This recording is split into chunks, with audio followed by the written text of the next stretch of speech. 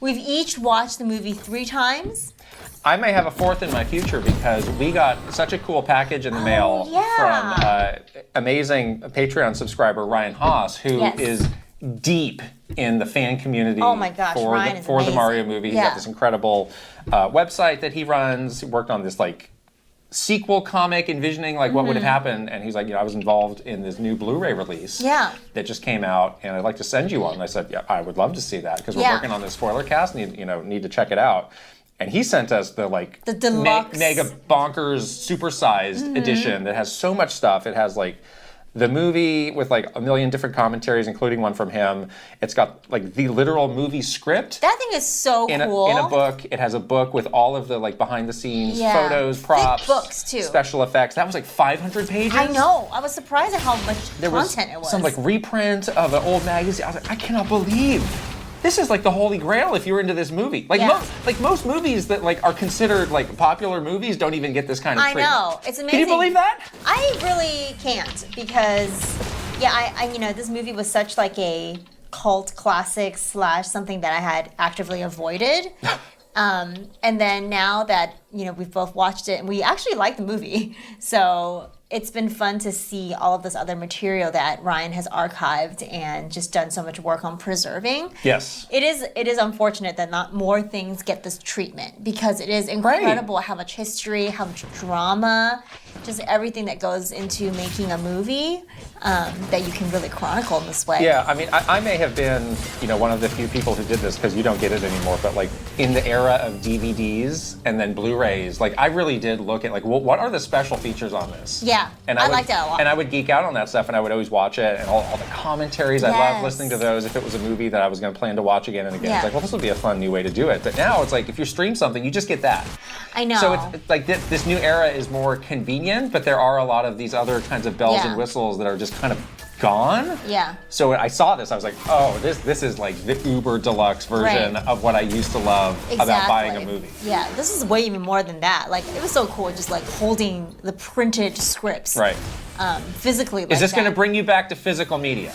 Are you running to Walmart and buying a Blu-ray player? I do love like the idea of these kind of collector's edition physical media. I think that's really special because it makes it feel just that, like special, where like this is like a collector's edition. Yeah.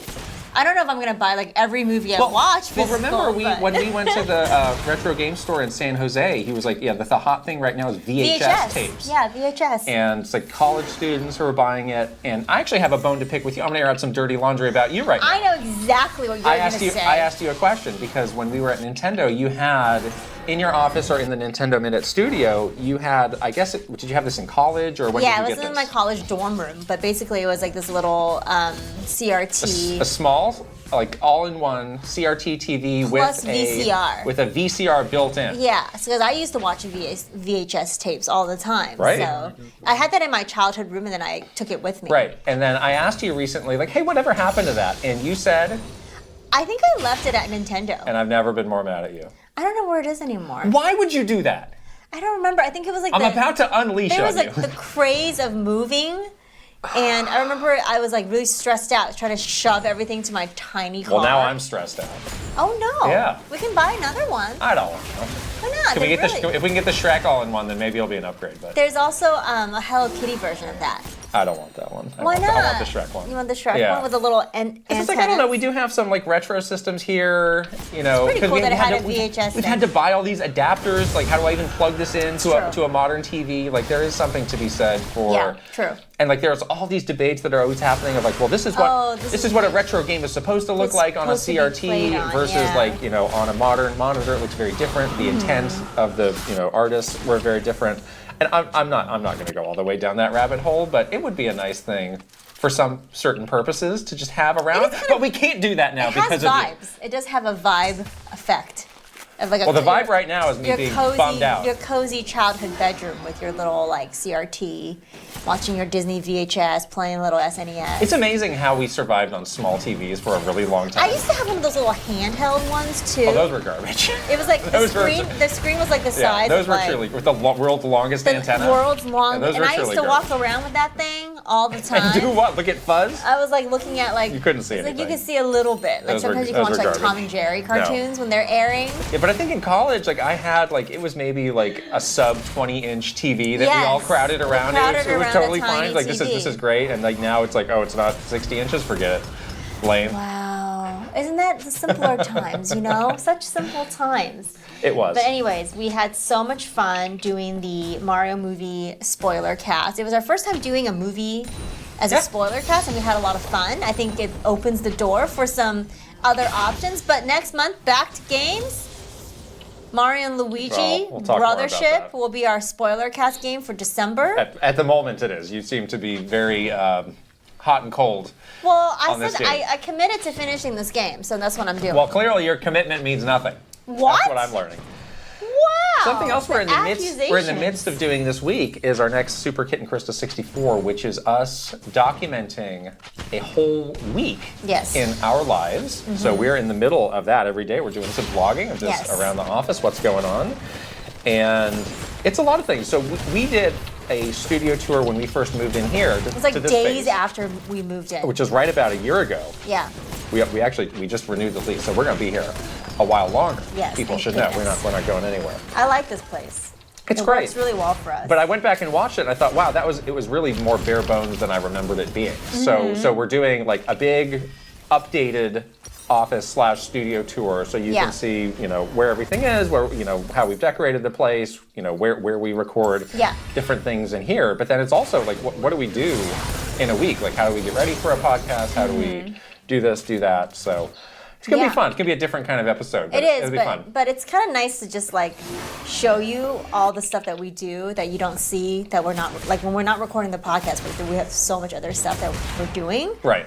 So it's kind of fun to just like document all of that. So, and then we're going to be doing fun stuff this week too. We are putting up our holiday decorations, which will be nice.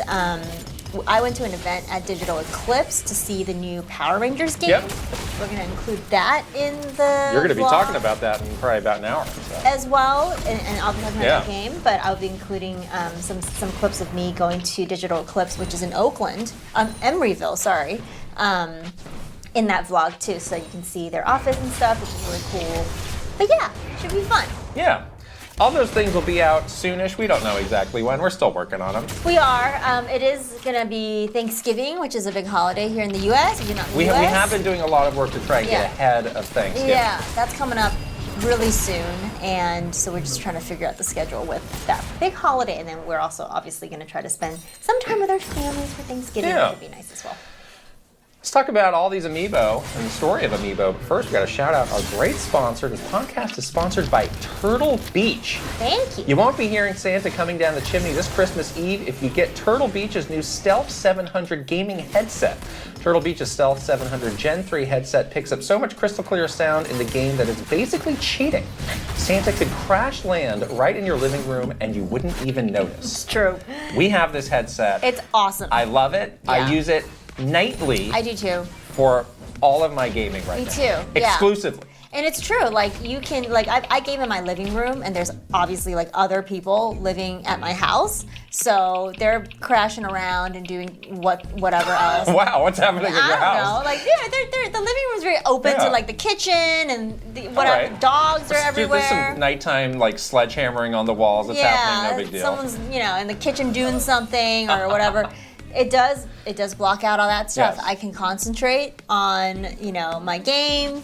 The audio quality is so nice, and it's very comfortable. That is the main thing, because it's like if you're gaming, you might be doing that for a couple hours. Yes. And like so just some other headsets, like you kind of start to feel it, or it's like too heavy, or it's like something on your ears like doesn't feel right. But I have never had like an issue with this thing. This is like a girl problem, or I guess other people that wear a lot of earrings. Oh, I hadn't even thought of that. I have a couple piercings. I had not even thought of that. But why would I? I mean, you could get an earring, then you can think about it. Why would I? But I have like a piercing on my cartilage and like other piercings, and sometimes the headphones will press my ear against the back of my neck, and the back of the earring basically like stabs you in the back of the neck. That is very important to me. The headset does not do that, and because it goes over the ear in such a nice way that it's not like pressing my earrings like into my head. That is a great point. I think this is a very personal problem, or other people that have a lot of piercings. That sounds relevant to a lot of people. It's a small thing, but I really like it for that because it makes it so comfortable. A lot of times I'm like taking headphones off because it's like hurting. I'm getting like a headache from it, but I do not have any issues with this. It's also like 80 hours battery. Oh, I rarely charge it. Again, it's like the Switch Pro controller of headsets. Maybe like once every, I don't know. Sometimes I'm like, surely this is the time. Well, I'll have no battery, but it's like, no, I'm gaming for several more hours. And it's no problem at all. Eventually, I probably will, but it's not a PS5 I have controller. not done it in a very long time. But yes, Turtle Beach has more than just headsets, all sorts of other gaming accessories, flight and racing simulate controllers, keyboards, mice, you name it. So get the ultimate immersive gaming experience with Turtle Beach today.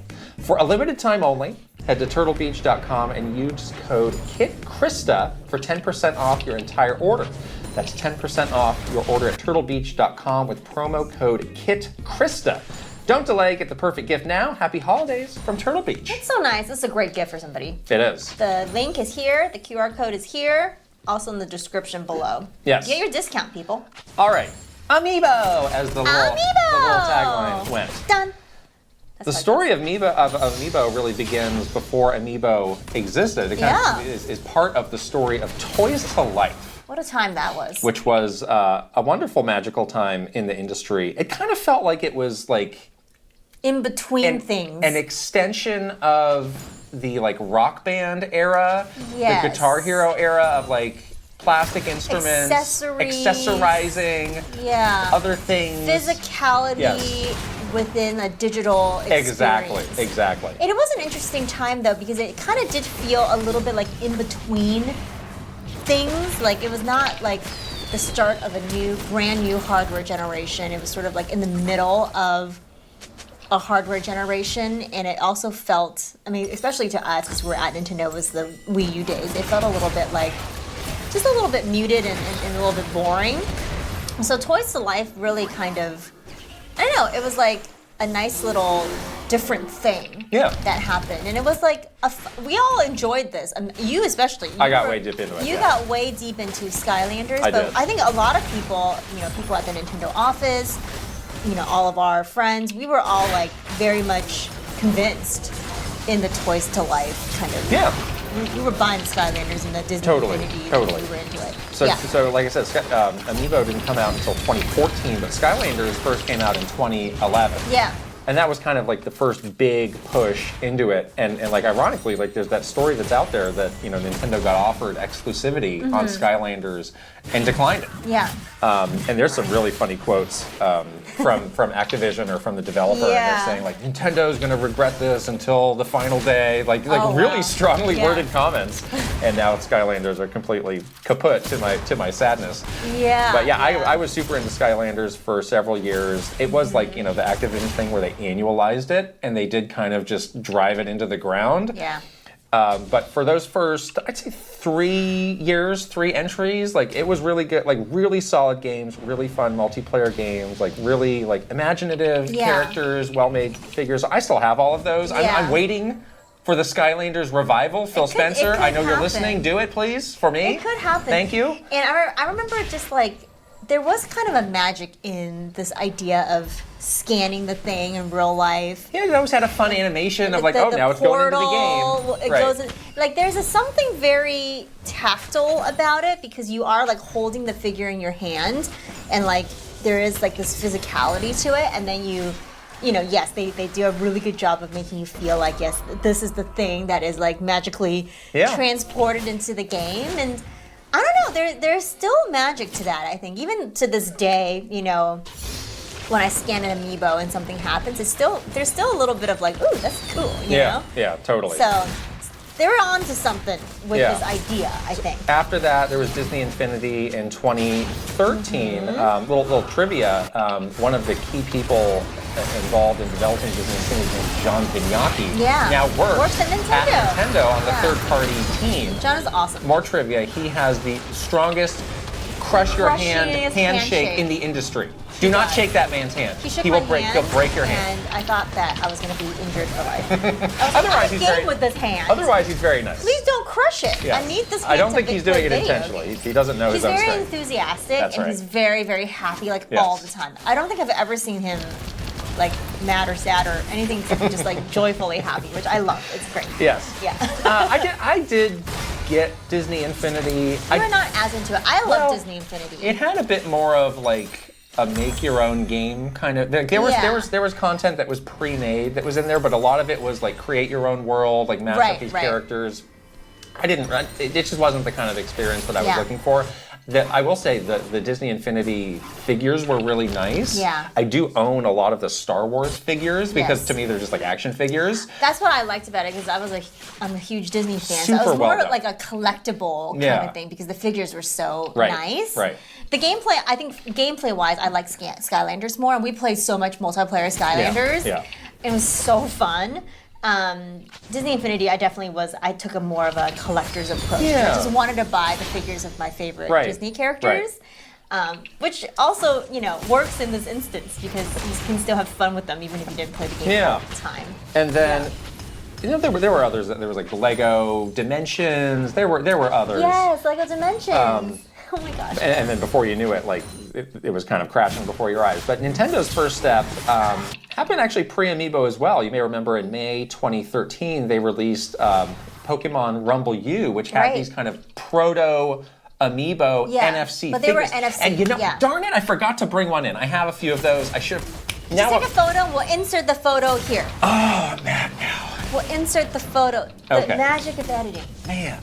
We'll insert the photo. And that game, Pokemon Rumble games were just kind of like flimsy, like beat 'em up kind of games. Yeah. And I can't remember exactly what they did, but they looked like Amiibo, but they like had physical the little Pokemon things. Rumble characters, the toy Pokemon, and you could do stuff with They're those. really teeny too. Yeah. They were like a lot smaller than Amiibo. And like Amiibo, on the NFC point on the gamepad, that's how you would scan those. Yeah. So it was like, all right, we're starting to go down this path into this sort of Toys to Life space. This was a very small thing, though. Like, I don't think single game. There's nothing else. I don't think there's a ton of those out there. There aren't. I don't have a full set. I just have like a handful that they gave us. Like, here, check these out. It's like, all right, interesting. But when did we first learn about Amiibo? What did we think? So Amiibo was first mentioned in May 2014 in an investor meeting. Yeah. And in that, Mr. Iwata really talked about how he had a again, go to the Nintendo IR site. And you can learn a lot. Yes. That is a site anybody can go to. You can just click on There's English? Can I see Mr. Iwata's full PowerPoint with all the notes and everything? Yes, you can. So I went back to that and we found it, and he had a very long presentation about IP expansion. And he was saying, we have a lot of things on the horizon that I can't talk about today, which would become the things that Nintendo's doing now. Right. But he did talk at great depth about what would become Amiibo, and they had the code name of NF. Where is it here? Darn it. Well, they had a code name for it, and he was talking about how this is our first practical step into this IP expansion area, and very soon, people can have these in their hand. They're going to play a valuable role. You'll be able to see our IP in a store. That was a big point for him. Like you just walk by a shelf, like, oh, that's Mario. I'm going to walk up and I'm going to want to find out what that is. But when exactly did we find out about Amiibo, and what did you think of it? Yeah, I think it was just a little bit prior to that. There was definitely some meetings we were a part of where they were talking about the announcement upcoming for Amiibo, and Mr. Iwata did share his vision. Here, the code name was NFP, which stood for Nintendo Figurine Platform. Yes. Is what it stood for. Yeah. And I remember, he was really good. Again, we talked a lot about how Mr. Iwata was very active in terms of coming to the different global offices to share his vision and to make sure that all the teams, understood how he was thinking about something and how we should be thinking about it and how we should be marketing it and how does this fit into Nintendo's sort of overall business structure. I always appreciated that about him because he was just so forthcoming with that information, and it helped us do our jobs well. So he did share his vision for what these were. And obviously there was was some sentiment in the office of like, yes, we're in a downtime right now. Wii U is not doing that well for us. We need other things to keep Nintendo top of mind for people. Like his idea around like we need to have people physically see Nintendo characters was a way of doing that. It's like if they're not going to be buying a Wii U and playing these games, how else are they going to remember Nintendo? One way is that they'll see a character like Mario in a store and be like, oh yeah, Mario. Yeah. So that part, like, yes, it stemmed from sort of like Wii U not doing very well and Nintendo sort of failing in the video game side of it, but it did kind of like catalyze the non-video game side of it, which is sort of the beginning of them becoming a more like, again, it's like bigger entertainment company. Yeah. So this was really like a physical manifestation of that idea of Nintendo turning from purely a video game company to an entertainment company, like happening. This is the first thing that we really worked on that was in that realm, which is kind of interesting. And if you recall from our DS anniversary episode a couple weeks ago, the intention for that was to be this third pillar. Yeah. You have GameCube, you have Game Boy Advance, you have DS. Yeah. They're all kind of like feeding into the business. Right. And that was always the implication that we got for this. Is like this is becoming a new pillar. It's like, yes, we do need to find new ways to kind of prop the business up through this hard time, but there was this kind of higher aspiration of like, no, this can be a long-term product category for us. It is tapping into Nintendo's history as a toy company before getting into games. So that, and absolutely right about everything he said about the IP and making it more visible and letting people experience it in new ways. That absolutely still is very valid now. So it made a lot of sense. One other thing they noted was that this was a project that was led by Shinya Takahashi, who at the time was not a name that we knew super well, but obviously now he's the guy who you see in Nintendo Directs. Yeah. He's the guy who oversees all of the development all teams. game development at Nintendo, but this was kind of a pet project for him. Yeah, really interesting because I think he really came up through this era, and now he like is in charge of all of it. Yeah. So there you go. Yeah. Yeah, and we got we also learned like, hey, these are going to be very closely connected with Super Smash Brothers for Wii U, which was like, oh, that was a big kind of ball. Wow. It was like, we're really like taking this seriously. It was like, yeah, the intention is like we're going to make one for all the characters, and it's like, well, that's going to be a lot of characters. That's going to be a lot. I wonder how we're going to do that. Yeah. But you did kind of have like a sense of relief of like, okay, this is going to be attached to this huge game. Yeah. It's going to have a really solid kind of foundation to work off of. I think we wondered kind of like what are we going to do beyond that? Right. But at the very least, it was like, okay, this is going to be interesting. This feels like it's going to be successful to the degree that it needs to be. And that there was going to be like ongoing support for it, because we were a little bit concerned that like it was going to be like launched and then we would not have anything new to share for like several months. Little did we know. Little did we know it was going to be the complete opposite. It was going to be literally like our job forever. Which is kind of crazy. And I remember in that first meeting, there was a lot of talk of like the name, because again for us up to that point it was just NFTs, and then we heard like, oh, the name is Amiibo, and obviously everybody asked like, well, what does that mean? Yeah. How did you come up with that? Of course, the lowercase a. Yes. Never capitalize the A. And they're kind of explaining. And then the me with the two eyes as well. Right. Yeah. So it's kind of a mashup of different things. It's always fun when you can do this. It's like mash up a bunch of things to create a new word. So there's ami, which means friend in French. It sounds like this was not the intention, but something that happened in the end is it does sound like amigo, which is friend in Spanish. Yeah. You do have the me, the M-I-I, which it was always meant to, symbolize the personalization aspect of like there are things you can do with your amiibo that will make it personal to and you. Obviously, me's were connected to the Wii. Right, that you will want to carry it around with you, take it to a friend, and so on. And then finally, the bow. In Japanese, the bow is often shortened to signify robot. Yeah, like Aibo. Right. So Sony has that robot dog called Aibo. I think there's other things in Japan that are kind of robotic in a sense. So it's like these things kind of have a mind of their own. Again, if you look at it in the Smash Brothers context, they're like training. You can kind of understand it's like it's a robotic character. But then it's also your friend, your helper. Exactly. Right? So it really does mash up all of the. It's a friend. It's a representation. It's a representation of you, but it's got a mind of its own. Yeah. This was an example of a name that was good. Because I think it was great. Unlike Wii U, in which we were all like, what, why? This is weird. We all liked Amiibo quite a bit. It's fun to say. It was fun to say. It sounded it's distinctive. cute. Yeah. It did feel very Nintendo-y in a way, where it like kind of was like odd in a cute way, and everybody got it. Yeah. Everybody understood it right away, which was always a good sign of like, okay, this is going to be something that's going to be fun to market because we understand it. The physical thing is cool. You know, we like that it's attached to Smash. The name makes sense. Like, okay, this is going to be a fun project versus it being like, oh no, not another Wii U situation where we had to like fight the tide of confusion, you know? So we were feeling pretty good about this coming out of those early planning meetings and getting, you know, then we started to get to work on the first sort of big announcement, which is around that E3. Yes, so and gosh, we keep coming back to E3 2014. What a time that was. But it really was like an important moment in time for Nintendo. I mean, I can't remember how many times we've talked about E3 2014 I know. at this point. But yeah, they were first revealed in that digital event. There was the Reggie versus Mr. Iwata iconic video. Where they're fighting in Smash Brothers, and then Mr. Iwata pulls out his amiibo and he kicks Reggie's butt. Right. That was amazing. And then, you know, after that, we were on the stage where I had the iconic moment. You had to hold it up, do it again.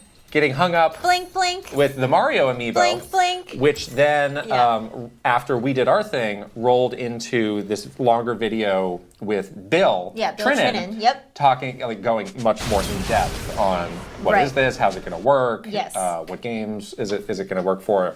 So people got a really good taste of what amiibo were and why they should care. At that E3, we did not have any functional amiibo. No.